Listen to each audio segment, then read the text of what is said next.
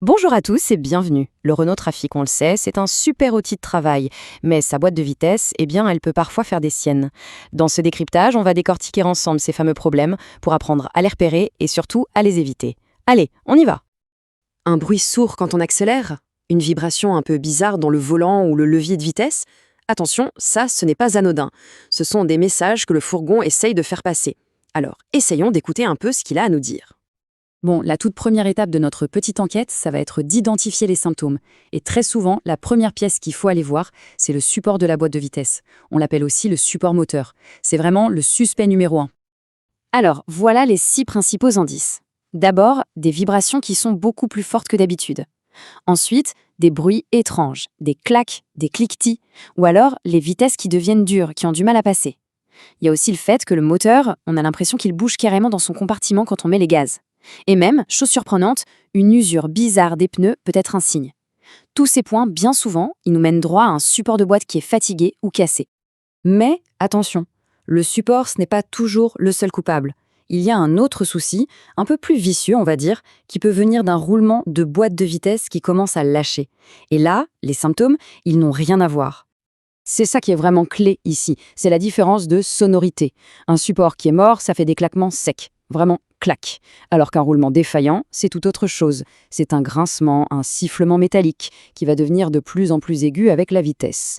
Pareil pour les vibrations. Un roulement HS, ça se sent direct dans la main, sur le levier de vitesse, tandis qu'un support défaillant, c'est tout le bloc moteur qui donne l'impression de se balancer.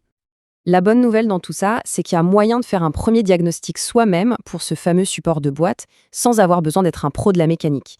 On va voir comment faire ça simplement. C'est vraiment simple. Première chose, on jette un œil. Moteur coupé, bien sûr. On regarde le support. Est-ce que le caoutchouc est tout craquelé ou même déchiré? Ensuite, le test du mouvement. Là, il faut être deux. Une personne au volant, une autre qui regarde le moteur. On passe tout doucement de la marche arrière à la première. Si le moteur fait un grand balancement, comme une cloche, le diagnostic est quasiment confirmé. Le support est bon à changer.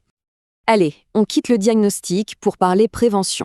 Et pour ça, il faut absolument qu'on parle d'un élément qu'on oublie tout le temps, mais qui est vital pour la boîte de vitesse. Son huile. On entend partout cette histoire d'huile à vie. Franchement, c'est un mythe. Il suffit de lire les forums. L'expérience de milliers de propriétaires est formelle. Faire une vidange de boîte, ça change le comportement du véhicule.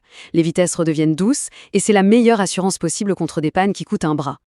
Du coup, le chiffre à retenir, c'est celui-ci. Pour la boîte PF6, c'est celle qui équipe la plupart des trafics 2.0 DCI.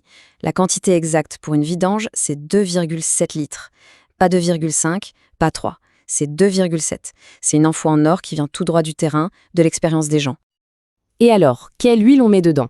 C'est simple, il faut chercher la norme 75W80 avec la spécification API GL4. La recommandation constructeur, c'est la ELF Tranself. Mais honnêtement, des marques comme Motul font aussi de l'excellent travail, tant que les spécifications sont respectées. C'est vraiment ça l'info la plus importante, pour ne pas se planter au moment de l'achat. Bon, faire une vidange ou inspecter un support, c'est assez accessible. Mais attention, certains problèmes, eux, demandent l'intervention d'un pro. C'est le cas des roulements et là, faut savoir passer la main au garagiste. Le petit grincement métallique qu'on parlait au début, c'est le signal d'alarme absolu. Il ne faut jamais l'ignorer. Parce qu'un roulement usé, il va se désagréger, créer de la limaille de fer qui va se balader partout dans la boîte et tout détruire. La petite réparation se transforme alors en remplacement complet de la boîte. Et la facture, elle explose. Et ce tableau, il parle de lui-même. C'est l'enjeu financier, noir sur blanc. Changer des roulements à temps, on est entre 500 et 1000 euros.